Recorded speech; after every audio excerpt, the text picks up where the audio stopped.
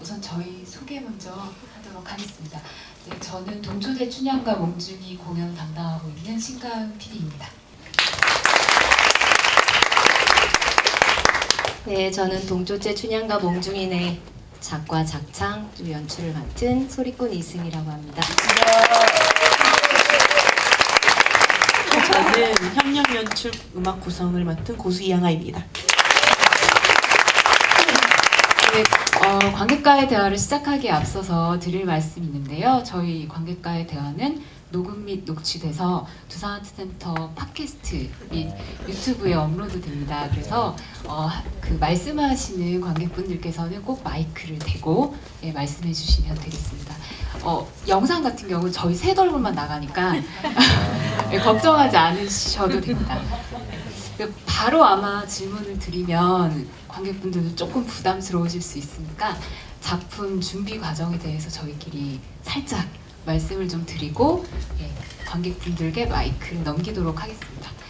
우선 두 분은 이제 작가와 연출로 작업을 하셨지만 실제로 출연도 하시기 때문에 본인이 나온 모습을 이렇게 보실 수가 없는 상황이잖아요. 근데 이제 저는 여러 차례 보면서 매번마다 조금씩 달라지고 새로워지는 부분들이 있거든요. 그래서 두 분께서도 지금 4번째 공연을 하셨기 때문에 그간 조금씩 변화된 점이 좀 있을까요? 저 먼저 말씀을 드리겠습니다. 연습실에서 이걸 준비하면서 그냥 선만 그어놓고 연습을 하던 거랑 이제 무대가 들어오고 직접 이렇게 3D로 무대에 서보니까 너무 그림이 많이 달라지고 그래서 제가 충분히 설명을 많이 드릴 수 있었던 것들이 많이 생략이 내가 됐었구나 오히려. 그래서 공연을 하면서 하루하루 조금씩 추가된 대본이 조금 있어요. 그래서 대사도 조금씩 더 넣고 또 아직도 수정해야 될 것이 너무 많지만 언제까지 제가 그걸 수정을 할 수 있을지는 모르겠는데 확실히 관객분들을 만나고 나서 이렇게 작품이 좀 더 관객분들과 저와 함께 모두가 만족할 수 있는 그런 작품으로 다시 계속 발전하고 있지 않나 생각이 듭니다. 향하 연출님은? 네. 이 모든 장르가 다 마찬가지겠지만 특히 판소리는 관객을 좀 많이 타는, 관객을 만나야 이게 완성되는 장르다 보니까 저희가 연습실에서 저희끼리 연습하면서 관객하고 만나면 어떻겠다 상상했던 부분들을 매일매일 관객을 만나면서 조금씩 확신을 가지고 이제 그 선들을 좀 뚜렷하게 만드는 과정인 것 같아요. 그래서 음악의 호흡이라든지 뭐 그런 것들 아주 미세하게 조금씩 고쳐 나가고 있습니다.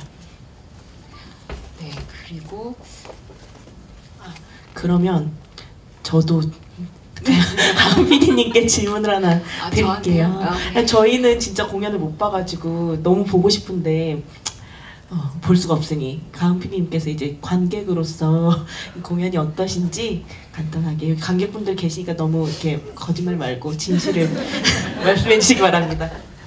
네, 이제는 말할 수 있다 버전으로. 저는 뭐 워낙 수행하시는 분들 뭐 연주라던가 소리라던가 이런 부분들은 제가 어떻게 감히 말할 수 없을 상황이죠. 근데 제가 이 작품을 보고 가장 신기하고 놀라웠던 것을 생각하면 이 작품을 처음 논의했던 2017년 말부터 되돌아가서 생각을 좀 하게 되더라고요. 근데 그때를 한번 돌이켜 보니까 지금 이 작품에서 제가 좀 놀라운 건 발상에 대한 거예요. 관점과 발상에 대한 건데, 처음에 작가님께서 춘향가를 하시겠다고 했을 때 한국 고전의 대표적인 신분 상승의 아이콘을 다루려고 하신다는 게 내가 아는 그 춘향가면 사실 딱히 새로울 게 없는데, 오히려 그 피상적으로 우리가 알고 있는 춘향가를 생각했을 때 최근에 이제 여성관에 대해서도 많이 공격을 받을 수 있는 텍스트가 아닐까라는 생각이 좀 들었던 것 같아요. 근데 두 분께서 저에게 그 동초대 춘향가 원 텍스트를 주셨거든요. 그래서 한 200페이지 달하는 거를, 물론 주석이 많아요. 그래서 주석이 포함해서 200페이지 정도 되는 거를 한번 쭉 읽어보는데, 제가 너무 몰랐던 춘향이에 대해서 너무 새롭게 발견하게 되는 지점들이 많았고, 아, 이 점을 다루고 싶으셨구나. 그리고 물론 그 원전 텍스트 안에서도 작가님께서 정말 춘향이가 정말 이렇게 이 상황일 때 이렇게 생각을 어떻게 했을까에 대해서 들여다보고 싶어 하신다는 그 발상에 되게 놀랐어요. 물론 뭐 2인 소리꾼, 뭐 2인 연주, 고수 뭐 이런 부분들 양식적으로도 좀 새로운 부분들은 있었지만 저한테는 발상이나 관점에 대한 부분이 굉장히 놀랍고 새로웠던 것 같아요. 그래서 이렇게 작품으로 나오기까지 과정이 고생 많으셨습니다. 그러면 저도 두 분께 하나하나씩 질문을 드리면서 그 다음에 관객분들께 마이크를 넘기도록 할게요. 우선 승희 작가님은 아마 아시는 분들도 계실 텐데 사실 저희랑 첫 작업은 아니고 2009년 사천가를 시작으로 해서 춤을 살인, 여보세요, 그리고 비빔 콘서트 작업으로 해서 여러 번 저희랑 출연자, 배우, 퍼포머로서 작업을 하신 적이 있는데 실제로 연출로 직접 뭔가 이렇게 신작으로 이렇게 들어오신 게 처음이에요. 그래서 이 작품을 제안 받으셨을 때 처음에 어떤 생각이 드셨는지. 그 DAC 아티스트라는 그런 거대한 정말 그런 프로젝트를 저한테 전화 주셨을 때 사실은 조금 처음에는 좀 무서웠어요. 제가 그냥 다른 연출가 혹은 안무가들에 의해서 그분들의 의도대로 그분들의 표현대로 그냥 움직이고 노래하고 그러기만 그걸 잘하면 되는 그런 퍼포머였는데 이제 DAC 아티스트는 이제 작가로서 고민을 하셔야 된다고 저한테 전화로 어떻게 하시겠습니까? 하시겠습니까? 이렇게 저한테 전화를 주셨는데 저는 그때 입과선 스튜디오라는 저희의 팀을 함께하고 있어서 아마 저 혼자였다면 제가 선뜻 네 하고 싶습니다라고 얘기 못했을 것 같아요.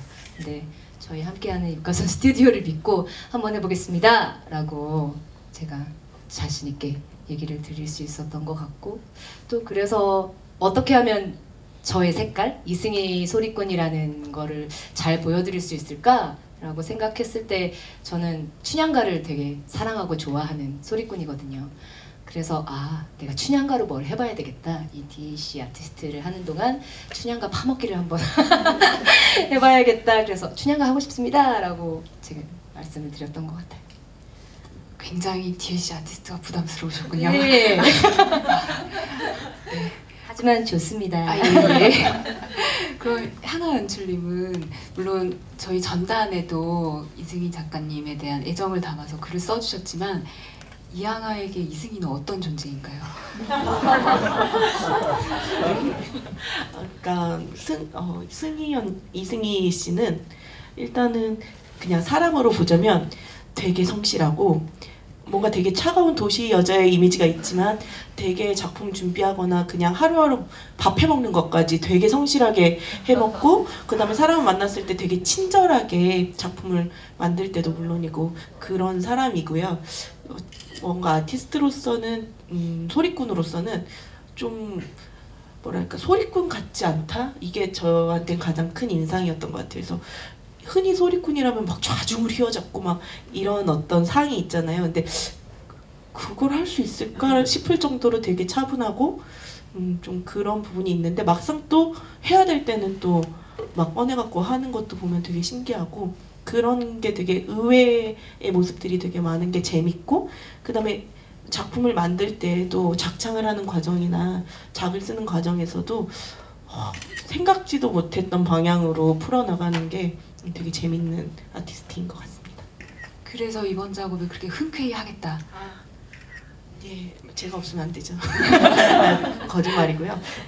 되게 됐다고 딱 소식 처음 이렇게 이거를 나한테 하래 이랬을 때 마치 저희의 일인 것처럼 저희 모두 되게 기뻐했고 승희 언니의 첫걸음에 저희가 힘을 보탤 수 있다면 기꺼이 함께 해보겠다라는 마음으로 하겠다고는 했고 그 꿈이라는 주제를 언니가 그래서 딱 말했을 때는 우리가 동초째 춘향가를 뭐 10년 이상 들으면서 꿈이 이렇게 많았구나를 처음 딱 자각하게 됐던 것 같아요. 그래서 이 수많은 것들 중에서 꿈을 찾아낸 게 되게 신기했고 그걸 만드는 게 참 재밌겠다라는 생각이 들었습니다.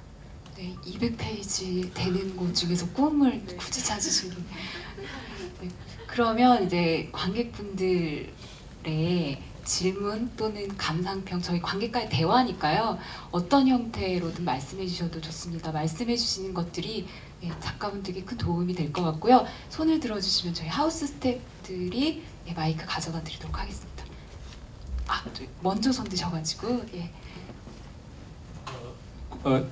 작품 잘 봤습니다. 그러니까 최근에 이제 판소리가 전통에 어떤 고착되지 않고 다양한 실험들을 하는 이제 젊은 창작자들을 봤을 때 이렇게 동시대의 관객들과 어떤 이야기들을 해야 되는가에 대한 실험들이 보여줘서 굉장히 고맙습니다. 잘 봤고요.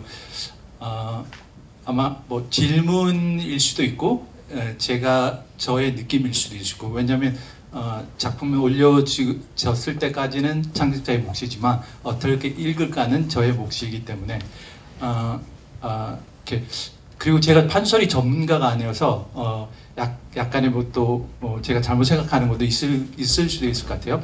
그러니까 작품을 들었을 때 이제 그 변사토가 나타나서 그 춘향이 이제 그 소리의 창법이 그 전과 그 이후가 제 귀에는 굉장히 다르게 들려주세요. 앞에 부분은 굉장히 판소리뿐만 아니라 정가나 다른 민요의 창법이었다가, 그리고 악기도 또 다른 악기랑 복합적으로 쓰다가 그 이후부터는 굉장히 약간의 전통 판소리로의 전환, 그러니까 순수하게. 그래서 본인의 정체성의 변화에 대한 부분이 있어서 이렇게 창법에 대한 변화가 있었나라는, 약간 제가 다시 이게 김영창이 아니기 때문에 제 스스로 그래서 그녀의 정체성이 그 부분 이후에 이렇게 변했나라는 그런 지점을 생각하게 됐었는데, 그러니까 그 판소리를 대부분에 이렇게 다시 이렇게 재구성할 때 흔히들 우리가 형식이나 다른 부분들은 굉장히 다른 실험들을 하는데, 텍스트의 해체라는 부분들은 그 창작하는 사람들이 어떻게 생각했을까?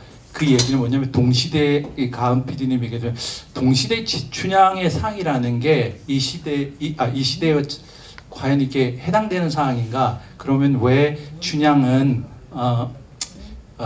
그 변사또를 물리치고 그녀만으로의 세계로 가게 되는 계기가 무엇인가라는 질문을 하게 되면서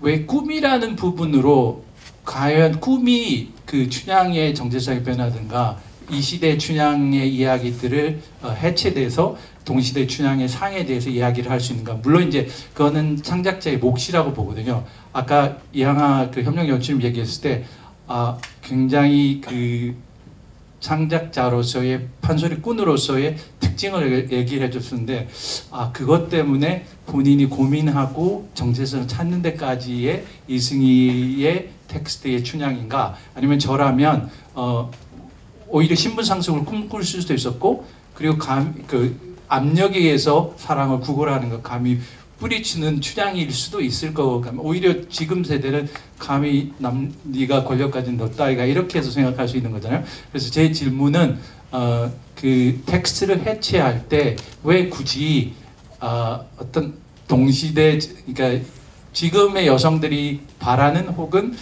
바라라고 얘기하면 안 되겠다. 왜냐하면 다들 여성들이 바라는 게 틀리기 때문에 좀 더 우리가 기대하는 동시대의 진취적인 여성상이 아니라 정체성을 고민하고 좀 더 아직은 그걸 깨트리지 못하는 춘향으로 저는 보였거든요. 그래서 이제 질문이 이제 길어져서 죄송합니다. 텍스트를 재구성하고 재해체할 때 고민과 이 시대의 춘향과의 관계성은 어떻게 고민했는가가 제 질문입니다. 얘기가 길어져서 죄송합니다. 사실 춘향가라는 이야기가 지금의 시대와는 참 많이 맞지 않죠. 어떤 자기 희생을 하는 사랑은 물론 중요하지만 그거 신분 상승과 그리고 어떤 자기의 욕구의 만족, 그리고 그것이 또 조선 시대 그 시대의 상에서 바라는 여성상의 저는 그려놨다고 생각을 하거든요. 그렇게 되면 춘향가라는 작품은 지금 이 시대에서 계속 불려질 수 없겠구나. 이것을 누가 공감을 해서 춘향가를 계속 들으려 하겠는가.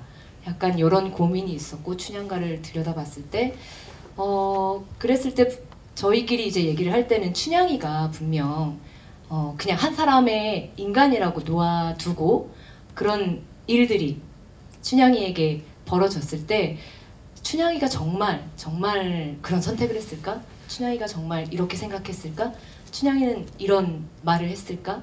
속으로 이런 말을 하지 않았을까? 이런 것들을 계속 얘기를 하면서 그렇게 텍스트 지금의 저희들과 좀 여러분들과 관객들과 공감할 수 있는 그리고 저희 만드는 저희들이 공감할 수 있는 텍스트로 그렇게 계속 추구를 하면서 만들었던 것 같고 꿈을 선택한 이유는 제가 동초째 춘향가 안에서 제가 새로운 이야기를 만들지 않고 동초째 춘향가라는 텍스트 안에서 춘향이를 좀 발견해 보고 싶었는데 그냥 춘향이가 얘기를 하는 부분이라던가 춘향이의 행동이 다 누군가가 보는 춘향이 또 누군가가 설명하는 춘향이 그리고 어떤 일이 닥쳤을 때 그 압박과 그런 것으로 얘기하는 춘향이였는데 꿈 안에서는 정말 짧은 몇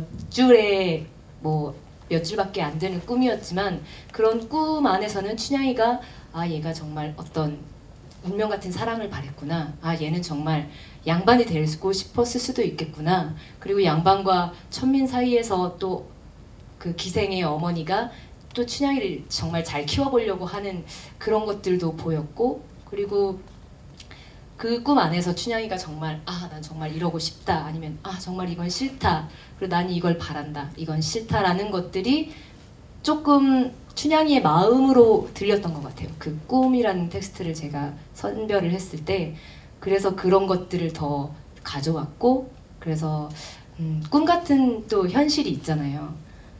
너무너무 아름다운 사랑은 또 어느 순간 꿈 같기도 하고 또 너무너무 지긋지긋한 공포와 고통은 이게 꿈이었으면 좋겠다 싶은 부분들도 있고 그런 것들을 이제 꿈 같은 현실로 저희가 이제 끄집어 와서 이야기를 한번 그렇게 구성을 해봤습니다.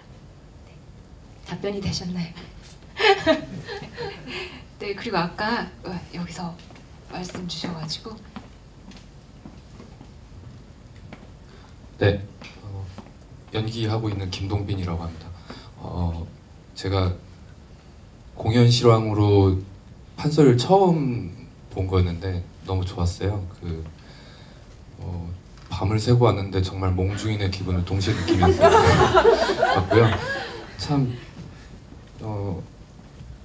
이전 정권에서 한국 거를 참 수출한다고 뭐 맨날 비빔밥 얘기하는데 이런 거랑 정말 수출했으면 좋겠다는 생각을 정말 많이 했어요. 왜냐면은 저는 연기하는 사람이라 아무래도 이런 무대 세트나 조금 더 현대적인 문화들 공연에 익숙한 사람이고 실제로 와서도 굉장히 음악적인 뭐 일명 우리가 매체에서 접하는 판소리라는 건 고수 한 분의 한복을 입은 분이 뭐 오랜 시간 동안 판소리를 하는 그런 모습을 상상하는데 약간 뭐 이런 세트적인 그리고 동선도 있고 연극까지는 아니겠지만 이런 어떤 공연이 젊은 사람도 이해할 수 있는 굉장히 재미있었던 공연이었던 것 같아서 너무 좋았고요. 그래서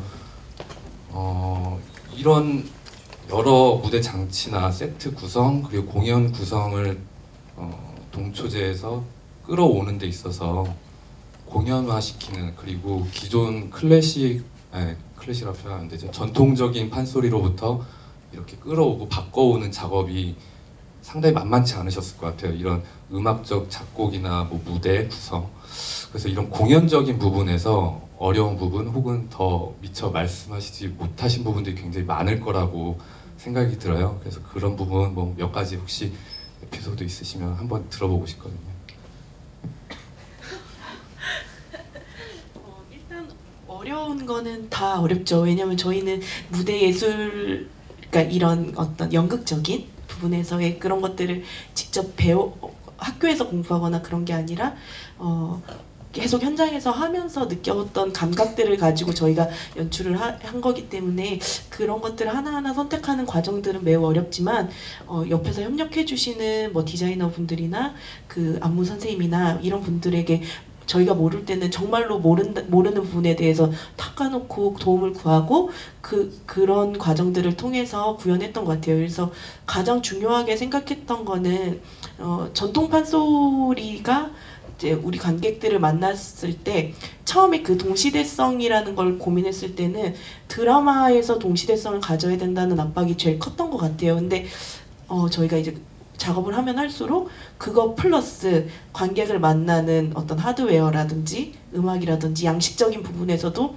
분명히 동시대성을 계속해서 찾아가야지만 이게 가능하다는 것들을 조금 공감하고 그런 부분을 이제 같이 협력해 주시는 감독님들과도 최대한 많이 공유를 해서 저희가 표현하고 싶은 어떤 단서를 가장 뭐라 그래야 되나 솔직하고 가감없이 말씀드리면 감독님들께서 여러 가지 것들을 많이 제안해 주셨고 그 안에서 이제 저희들이 얘기하면서 선택하는 과정들로 꾸렸던 것 같습니다. 그래서 딱히 뭐가 어려웠다라고 끄집어낼 수는 없지만 매 순간 어려웠다라고 말씀드릴 수 있을 것 같아요. 네. 저는 저희가 그동안 육가선 스튜디오 및 저희가 한 10년간 같이 함께 작업을 해온 팀이거든요. 그래서 판소리를 무대화한다는 게 그렇게 낯설지만은 않은데 그 주제와 이야기와 전달하고자 하는 것과 잘 어울려서 이렇게 깔끔하게 딱 이렇게 보여드리는 게 그게 너무너무 어렵더라고요. 그런데 저희는 다행히도 많은 도움을 많이 주시고 또 그것을 저희가 함께 다 얘기하고 저희 한 명 한 명 저희 5명인데 5명의 모두가 다르거든요, 취향이. 그래서 5명의 모든 걸 다 서로 설득하면서 그렇게 항상 무대를 만들어가고 있습니다. 저도 뭐 옆에서 작업 과정을 봤지만 이 무대 같은 경우 이렇게 말씀 나누시는 거를 봤는데 굉장히 이중적이고 다른 중첩적인 의미들이 같이 가미될 수 있도록 그런 컨셉을 구현하는 부분들을 신경을 많이 쓰신 것 같아요. 예를 들면 이승과 전승의 경계라던가 그리고 춘향이지만 꿈속에 있는 춘향이와 꿈속에 있는 춘향이와 바깥 세상을 연결해주는 또 아까 김소진 소리꾼이 있고 이렇게 두 가지로 양분되는 여러 가지 설정들이 있거든요. 이런 부분들에 대해서 무대나 그리고 하나하나 다 말씀드리긴 어렵지만 움직임을 하는 공간에서도 이런 의미들이 있어서 이런 구획을 나눠서 이 의미에 따라서 움직임이 정교하게 또 설정이 된 부분들이 있습니다. 그래서 그런 부분까지 관심을 가져주셔서 감사합니다. 그리고 또 혹시 질문 있으실까요? 네. 네, 안녕하세요. 나오고 있습니다. 저는 사실 제 또래는 거의 비슷하겠지만 학교에서 국악도 거의 안 배웠고요. 한국음악은 테마치, 장단 뭐 이런 식으로 배웠지 장구를 눈앞에서 본 것도 20살 넘어서였었고요. 당연히 국악 공연, 한국 공연은 보러 다닌 적이 없었어요. 그랬다가 우연히 한 2년쯤 전부터 이제 적극적으로 굉장히 많이 보러 다니고 있는데요. 그러다가 이제 이승희 소리꾼이 대학로에서 심청가 그거 하신 거를 가서 우연히 봤는데 이제 제가 생각하고 있었던 공연이었어요. 그게 네, 제가 보고 싶었던 공연 그런 시기. 근데 오늘 이거를 읽어보니까 전에 억척가 사청가를 하셨으면은 혹시 LG 아트센터에서 공연하셨었던 건가요? 아니면 여기서 하셨던 거예요? 저는 사청가만 했고요. 네. 억척가는 이자람 씨만 했습니다. 네, 아무튼 그때 제가 그것도 굉장히 열심히 보러 다녔었는데 이제 그거는 단지 그거였고요. 오늘은 보러 왔던 이유가 제가 사실 춘향가의 그 고장인 남원에 2년째 그 춘향제 할 때마다 가거든요. 그래서 춘향가를 정말 많이 봤는데 또 어떻게 하실까 정말 궁금해서 왔어요. 근데 너무너무 정말 멋있게 잘 봤다고. 근데 중간중간에 박수를 붙여서 모르신잖아요. 어떤 마음으로 관객들이 봤을지. 근데 너무너무 좋았다고 말씀드리고 싶어서. 네. 감사합니다. 네, 감사합니다. 혹시 또 다른 분 계실까요? 아, 네, 저기.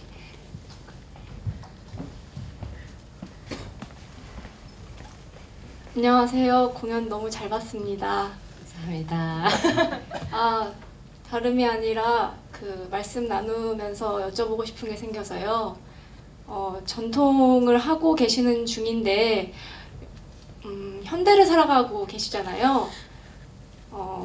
국악인으로서 전통을 어떻게 정의하는지 조금 궁금했습니다. 왜냐면 누군가는 전통을 필터라고도 말을 하고 누군가는 뭐 재료로 사용하고 싶다라고도 하는데 그 두 분은 그리고 괜찮으시면 네.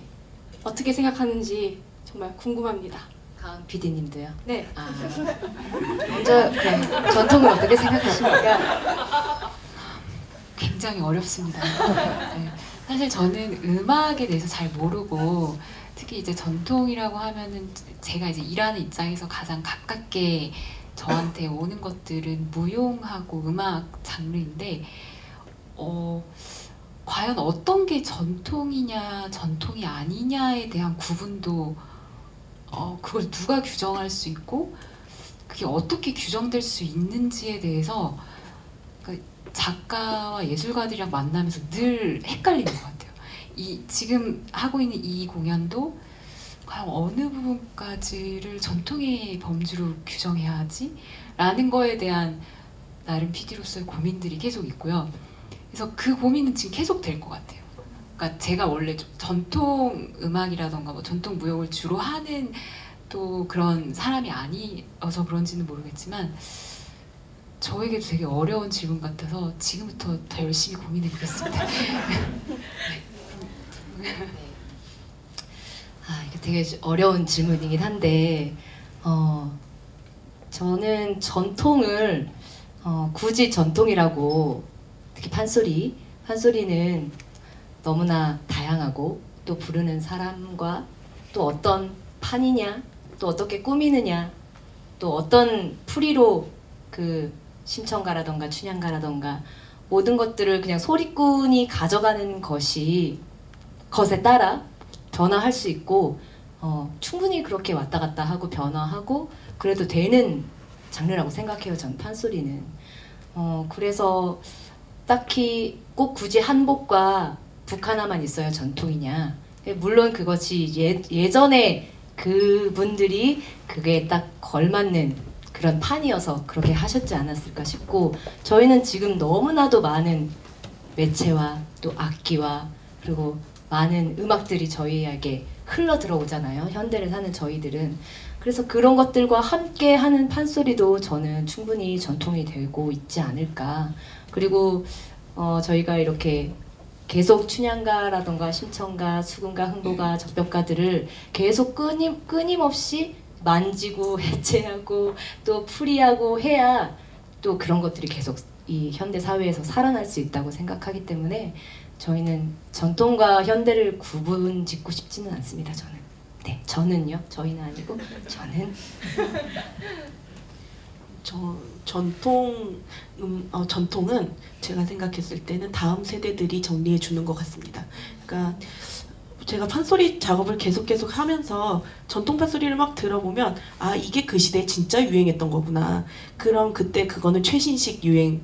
그때는 그걸 아무도 전통이라고 안 불렀을 것 같고 지금 이제 우리가 와서 그건 전통이다라고 얘기하는 것처럼 우리가 지금 하고 있는 것들이 나중에는 없어질 수도 있고 혹은 계속 돼서 아 진짜 고리타분하게 무대를 이렇게 했더라 이렇게 말할 수 있는 전통이 될 수도 있다고 저는 생각해요. 그래서 저희가 전통 음악을 지금 한 20년 넘게 다들 하고 있는 사람들로서 전통을 조금 뭐라 그럴까 좀 이렇게 말하면 혼날 수도 있지만 좀 쉽게 그리고 더 해체하고 더 파먹고 더 맘대로 만지고 놀아도 막 그냥 손에 들고 놀아도 되는 거라고 생각하려고 노력하고 있습니다.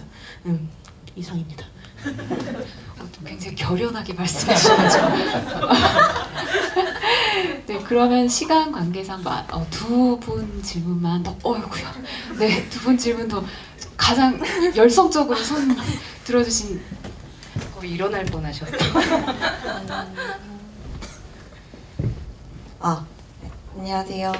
판소리라고는 TV 채널 넘기면서 잠깐씩만 봤던 전지우라고 합니다.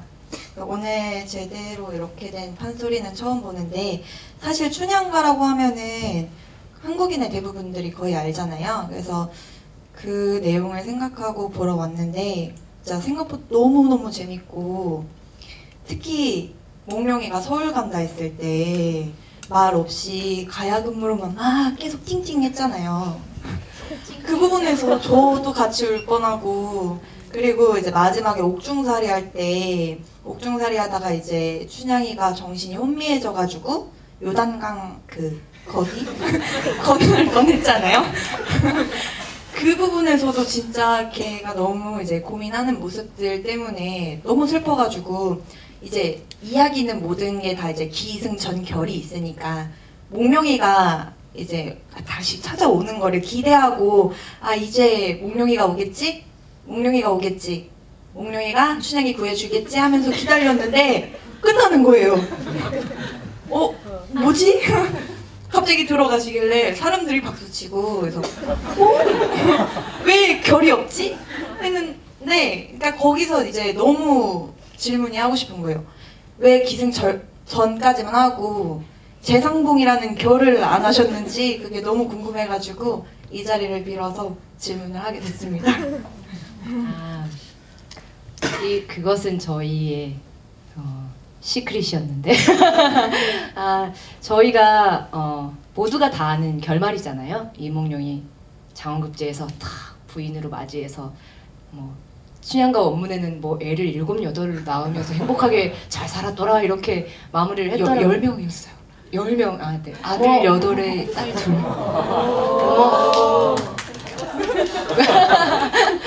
네, 그렇게 했다고 하는데 저희가 지금까지 처음부터 그렸던 춘향이의 선택은 과연 이몽룡이 돌아왔어도 선택을 했을까가 있었어요. 저희의 의중에는.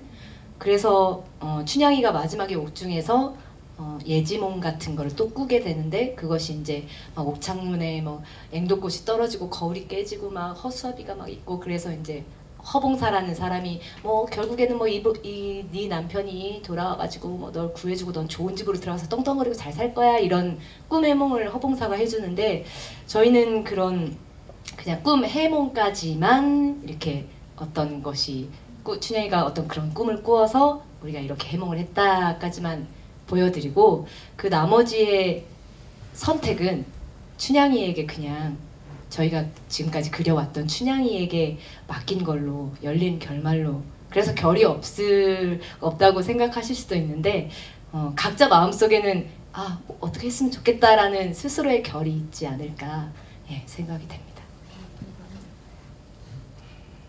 네, 그러면 마지막이라고 하니까 다들 아쉬우신가 봐요. 그러면은 네, 마지막에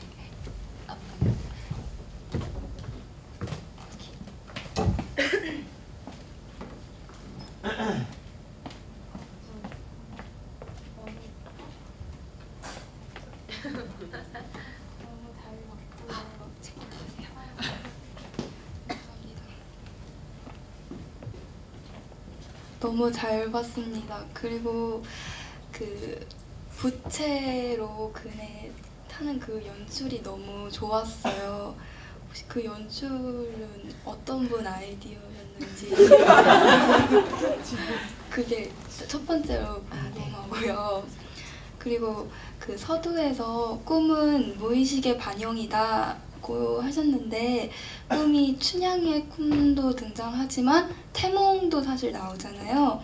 그럼 그 태몽이라는 꿈도 그 서두의 말과 좀 연관이 있는 것인지 아니면 태몽을 어떻게 해석을 하시는지 그 태몽을 꾸는 행위에 대해서 그게 좀 궁금했습니다. 첫 번째 질문. 네. 그네 장면은 저희가 저희가 다 이거를 움직임을 그려낸 건 아니고 저희가 움직임 선생님이 한 분 계셨는데 이소영 안무가님이 움직임을 해주셨어요. 근데 어떻게 이 장면을 그려보고 싶으세요? 그래서 춘향이가 아니면 제가 어딘가에 앉아서 소꿉장난 하는 것처럼 이 그네를 어떻게 한번 제가 그네를 이렇게 막 뛰면서 할 수는 없어가지고 그네를 뛰는 어떤 반복적인 게 있으면 좋겠어요 라고 했더니 선생님이 그러면 소품이 있나요? 그래서 부채가 있죠 저희에게는. 그랬더니 그럼 부채를 한번 써봅시다. 그래서 부채를 이렇게 왔다 갔다 하는 거를 부채를 한번 그렇게 결정을 됐고 그래서 저 혼자만 하고 싶었는데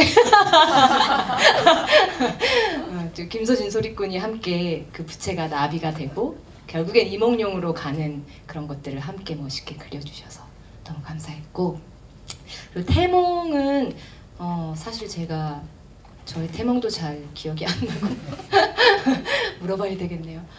태몽에 관해서 그것이 그 태몽까지 무의식이 반영됐다라는 것은 잘 모르겠어요. 사실 태몽은 또 우리나라에만 있는 그런 태몽의 해석이라는 그런 문화가 있어서 그 태몽은 그냥 춘향가 안에서 태몽은 이미 태몽 안에서 복숭아꽃과 오얏꽃, 오얏리자가 둘이 합해져서 결과가 좋을 거라는 태몽부터 이미 결말을 보여주는 그런 의미가 있는데 그냥 태몽은 그냥 저는 태몽으로 그렇게 그냥 춘향이의 태몽으로 보여드리고 싶었어요. 네. 이제 시간이 많이 지나가지고 네, 이것으로서 관객과의 대화를 마무리하도록 하겠습니다. 토요일 오후에 이렇게 황금 같은 시간에 이렇게 많이 남아서 저희 얘기를 많이 들어주셔가지고 감사드리고요. 아마 그 이승희 작가는 내년 혹은 후년에 저희 두산센터에서 또 작업을 할 예정이니까 많은 관심과 응원 부탁드리겠습니다. 조심히 돌아가시고요. 감사합니다. 감사합니다.